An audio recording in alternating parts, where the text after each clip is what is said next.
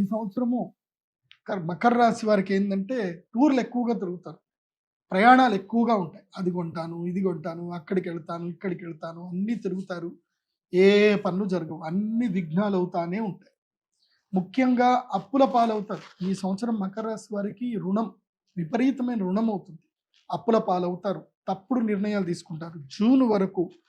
June 1వ తారీఖు వరకు మిథున రాశిలో 6వ స్థానంలో గురువు ఉంటాడు కాబట్టి గురువు 6వ స్థానంలో ఉంటే శత్రు విఘాతకుడు అవుతాడు, రుణ విఘాతకుడు కూడా అవుతాడు. అంటే శత్రువుల్ని దూరం చేస్తాడు, అలాగే రుణాన్ని కూడా దూరం చేస్తాడు.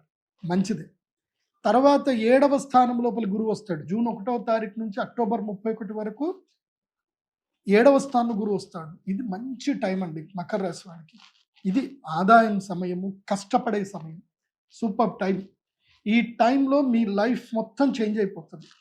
ఇప్పటి వరకు మీకు శనిగ్రహం వల్ల ఏమి ఇబ్బందులైనా ఏవైనా సరే, అంటే గత 7.5 సంవత్సరాలుగా మీ లైఫ్లో లైఫ్ టైంలో జరిగిన ఇబ్బందులన్నీ తొలగిపోయి ఇప్పుడు ఒక న్యూ రెజ్యూమే వస్తుంది, గుడ్ టైం వస్తుంది. సో మకర రాశి వారికి లైఫ్ టైం ఆపర్చునిటీ వస్తుంది ఈ సంవత్సరము. కాబట్టి మంచి నిర్ణయాలు తీసుకోండి, జ్యోతిష్ శాస్త్ర పండితుల్ని సంప్రదించండి. ఇప్పటి వరకు జీవితంలో జరిగిన పొరపాట్లు, తప్పులు అన్నీ సరిదిద్దుకొని సరికొత్తగా జీవితం మొదలు చేసుకోండి. మకర రాశి వారు మీకు జూన్ 1వ తారీఖు నుంచి అక్టోబర్ 31 వరకు సౌభాగ్య యోగ సిద్ధి ఉంది. మంచి టైం ఉంది. వివాహం చేసుకోవడం, శుభకార్యాలు చేయడం, వ్యాపారాలు చేయడం, స్థాన మార్పుల ద్వారా కొత్త ఉద్యోగాల ప్రయత్నాలు చేసుకోవడం, ఏదైనా సరే పట్టిందల్లా బంగారం మకర రాశి.